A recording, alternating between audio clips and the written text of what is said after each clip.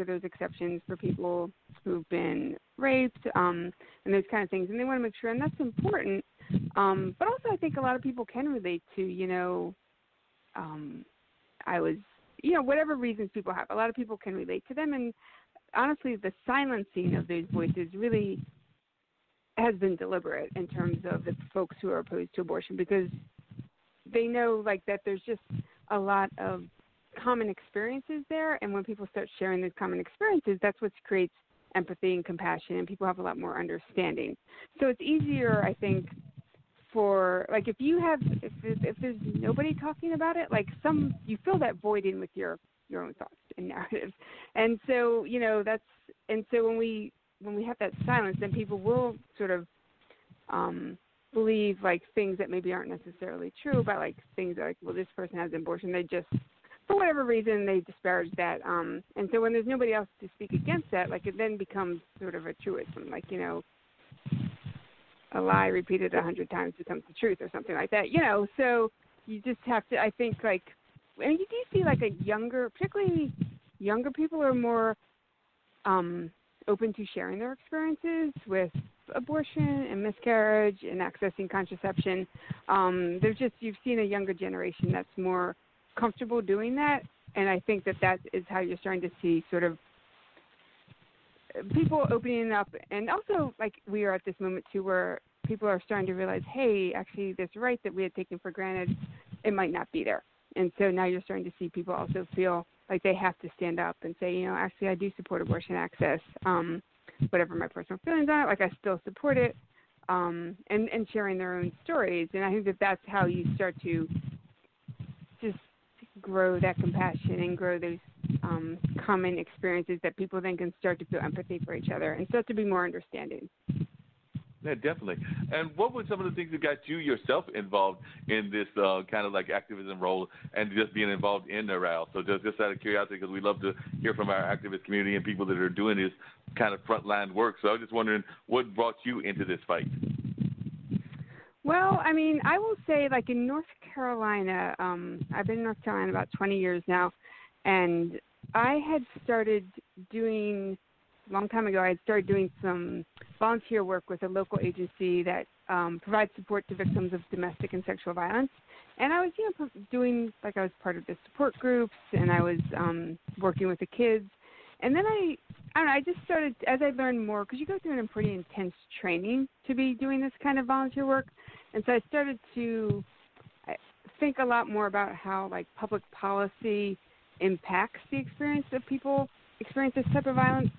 And then I think I started to learn more about how things are kind of intersecting. People are staying in the shelter, and one of the reasons they may go back to their abuser is because they actually just can't find a place to live that they can afford, or their abuser has their health insurance, and so I was starting to understand the policy decisions that we make actually do have an impact on people's lives. And so then I started to get involved in policy advocacy around issues impacting women, either directly and or uniquely. And so I spent a number of years with a coalition called North Carolina Women United, which is a coalition of about 25 organizations that takes a gender lens to state policy. And NARAL Pro-Choice North Carolina is one of those member organizations. And then in 2016, I was approached about applying to be the ED at NARAL Pro-Choice North Carolina. And so that's how then I just took that interest that I had been doing, started with volunteering and then sort of looking into how policy impacts people, and then doing this work at NARAL. And one of the things that we do at NARAL Pro-Choice North Carolina is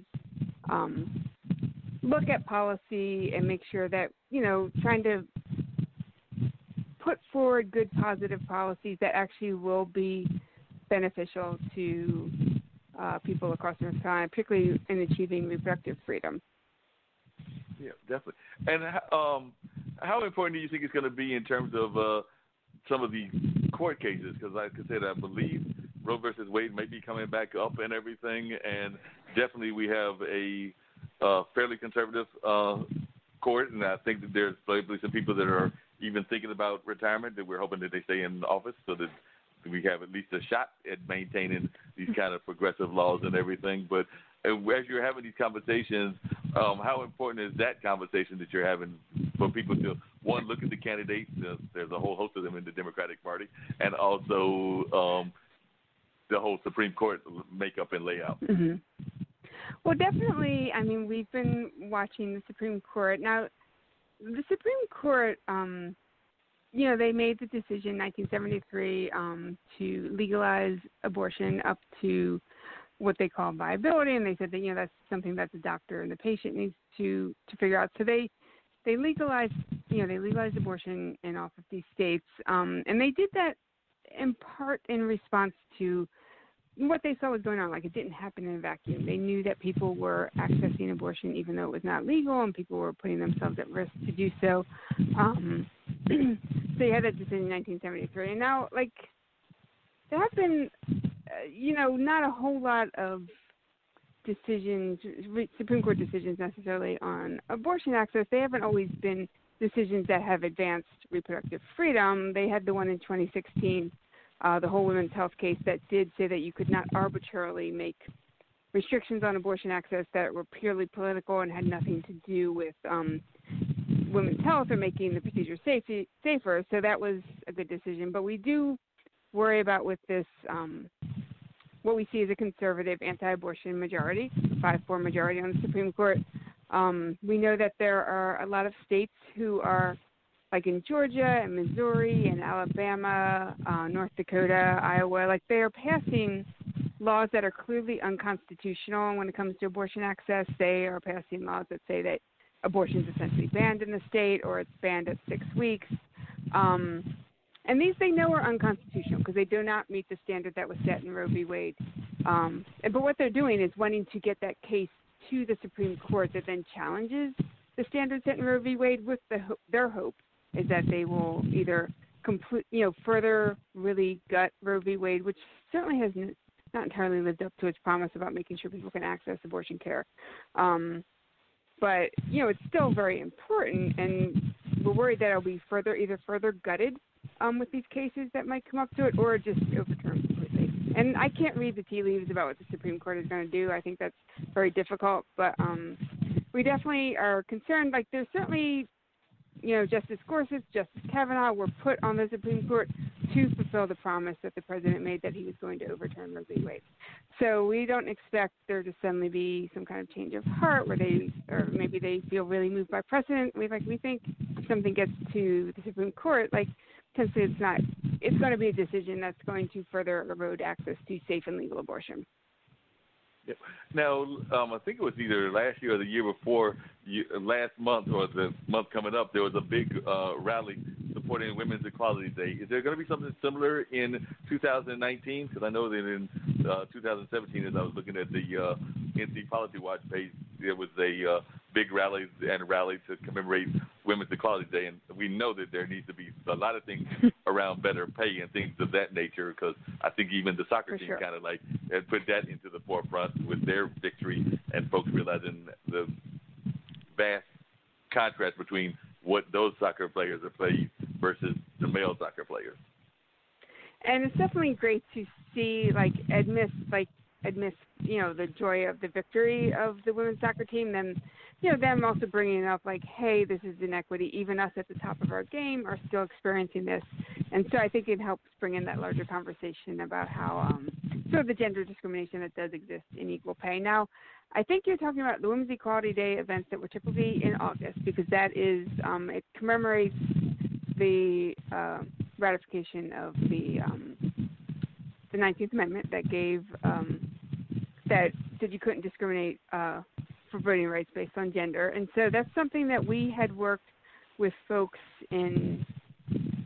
primarily in Durham on, and I'm not sure what we'll be doing this year. I actually am not sure. I know that we need to mark the day, and there's certainly been a lot that has been going on in general. Like in May, this past May, after there was the Alabama ban that essentially banned abortion after that law passed. The idea was to have, there was just this grassroots uprising in all 50 states and Puerto Rico and the District of Columbia for people to come together to come out and show publicly that they support abortion access. And we had a huge one in Raleigh. It was about 300 some people. And we had planned it in a couple of days. And we actually had them, I think, in 8 other cities across North Carolina. People came out. And you saw that in all 50 states. And so you're seeing, like, people coming out and rallying. And it is important to do that, to have that show, to give that validation to folks that, yeah, people feel like I do. They're out here just like I am. So I'm not sure yet what we are doing this August in Durham, but I will certainly let you know when we have something set up. Yeah, please do keep me informed on that, and we'll definitely post it and let folks know when there is a concrete event and everything. But I do know that is a big celebration that is need to be had on a regular basis. Now, one of the conversations that we've had on this show, because we've had Javiera on and we've had Jillian and we've had some other very strong leaders out of our community that have been on the show in the past, is this whole notion, and of course it's coming up in the presidential candidacy now of Elizabeth Warren, Camilla, and others, that the U.S. has never had a woman president, and there's like this belief that the time is not now. And I was just wondering, as a progressive and somebody that is involved in politics, what your answer is when you hear these kind of conversations that people are trying to, like, downplay their even chance of being elected because of their gender. Well, I mean, one of the things I will say is, of course, we have the way our system's set up. You have the popular vote and the electoral college vote. And, so one thing you could point to is that, like, a woman did win the popular vote in 2016 to be president. So I think there is, I think people are ready for that. And it's just, I'm not sure what to say when people say that people aren't ready. Like, I acknowledge that we live in a very sexist society. We live in a very racist society.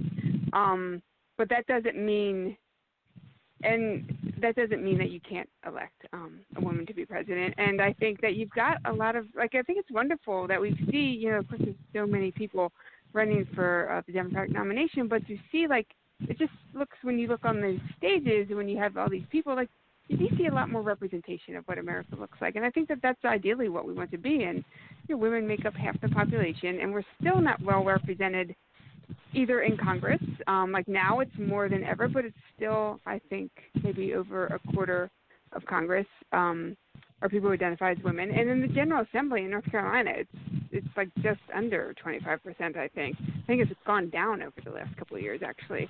And so what you see when you don't have that kind of representation, it's not that men can't be doing great policies that are helpful to women, but when you have women there who are experiencing these things, you just start to people will just, I think you'll be addressing issues that maybe don't necessarily get the attention that they should when you have people who are not really dealing with them directly. I feel like one of the issues why we don't have childcare, like equitable, quality, affordable childcare for everyone, is because we don't have a lot of women in our lawmaking bodies.